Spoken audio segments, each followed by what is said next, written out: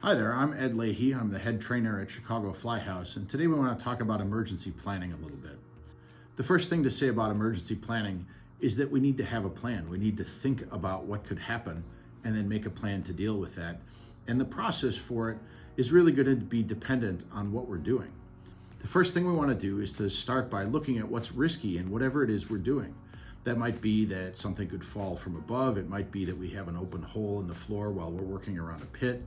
It might be that we're unloading a truck and people could hurt themselves. In any case, we want to look at the situation and we want to think about all the things that could go wrong. And it can be a little bit daunting. It can be a lot of stuff.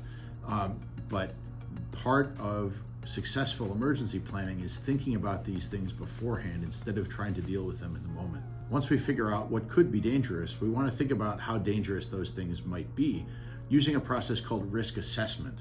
In this process, what we're going to do is think about each dangerous activity and then think about how likely is it that we would have a problem with that activity.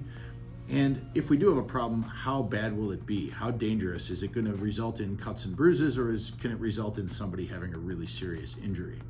If we combine those two ideas, we can start to prioritize the risks. It helps us see what are the things we really have to have a plan for and what are the things that are less likely.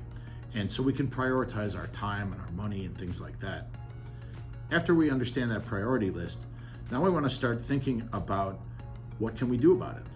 Usually the things we're going to do to mitigate the risk will attack either the severity, how bad something is going to be, or the likelihood, how likely it is that we're going to have a problem in the first place. We can start to look at options and then start to make a plan. And so some of that doesn't really fall into emergency planning. It winds up falling into day-to-day safety protocols. Things like we're going to wear hard hats when people are working overhead.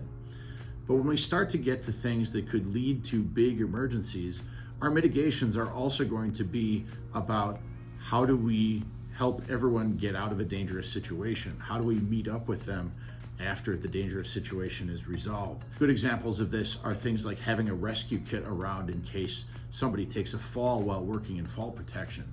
We want to make sure that we have that stuff set up ahead of time and that we have people trained and ready to do a rescue, all of which requires us thinking about that emergency well before it ever happens.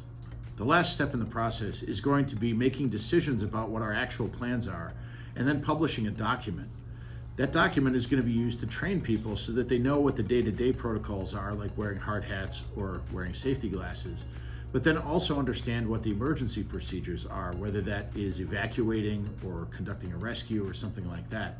Now, just writing the document doesn't mean that we don't also need to do other training and things like that for the emergency preparedness, but that process of thinking about the risk, deciding what we're going to do about it, and then enacting a plan, that's the path for being ready for emergencies and having a positive outcome when something bad happens.